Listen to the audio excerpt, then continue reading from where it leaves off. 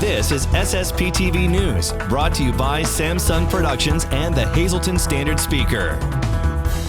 The community is joining the huddle and helping out a youth football league in our area that had some equipment stolen.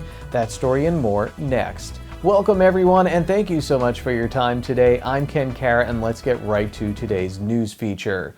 Who would steal football and cheerleading uniforms from a local youth football league? Helmets alone can cost up to $150 each. Thanks to a Good Samaritan, the team became aware of the theft and now needs your help to replace the thousands of dollars in stolen and damaged equipment. Lisa Sugart has our story.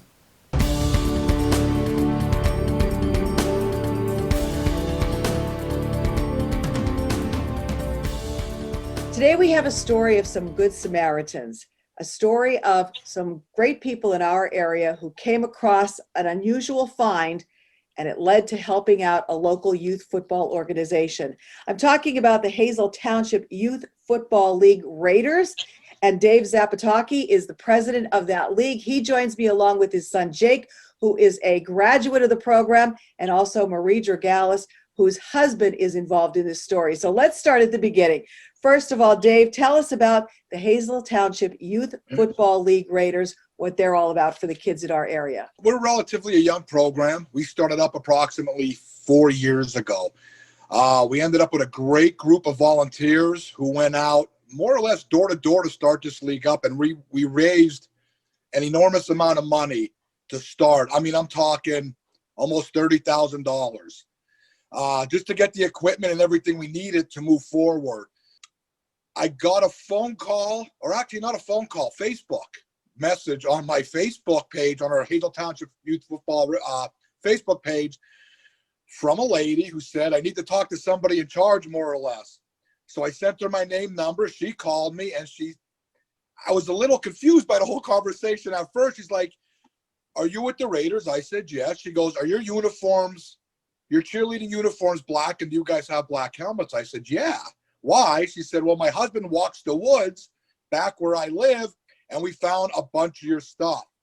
So immediately got in my car, went up to where she told me to go, and I was just disheartened. I could not believe that somebody would do what they did. They stole those uniforms, right? Someone stole them from you. We have a storage facility in Hazel Township where we keep all our football equipment. There's an organization, and I don't want to say the organization just because I don't want anybody to know where it was, but that let us use their facilities to practice and store our equipment. When I got back there, I noticed that almost 70 cheerleading uniforms were destroyed. They stole approximately 14 to 18 helmets and probably 20 or 30 pairs of shoulder pads for whatever reason. Whoever did this just don't understand the hard work it takes to keep organizations like this afloat. I mean, I'm truly grateful that I got that phone call, that these people, because I wouldn't have known this until the beginning of next year. You guys were off because of COVID. So enter Yes. Marie Dragalis. So Marie, your husband goes for a walk and he comes back with what in his hand? Tell us about that, because you were surprised by what he found. Yeah, he goes for a walk on a daily basis, and in the same location. This time he came back and he bought a youth helmet and a couple of other odds and ends type equipment. I had no idea who the team was. In the meantime, with John, I had then gone back up, John, my husband, he had then gone back up and collected even more of the equipment than he originally had, which had a duffel bag full of cheerleading uniforms, the warm-up type things that they wear to stay warm, their helmets, all the internet pieces that they put in the pads to keep them like where they need to be. We got in touch with Dave. Dave came up. My husband had taken him back to the location where it was, and I guess at that point, Dave, you found some more of your equipment back there. Who has reached out to you, and what kind of help can our viewers do for you as well, Dave? The league we belong to, a lot of those teams came forward and said, anything you need, any help you need, we'll be there for you. One of our parents started a GoFundMe page We're already at $1,000 for that. And these are people I don't even know that are just so kind with their generosity. I also have the Hazel Township Rec Authority stepped up, and they're helping us out. I have private donations coming in now, and also Independence Toyota. I received a call from their business manager today. They're stepping up huge. They're going to help cover the cost of the helmets, and that's just absolutely fantastic. So I truly appreciate everybody stepping up and helping us out.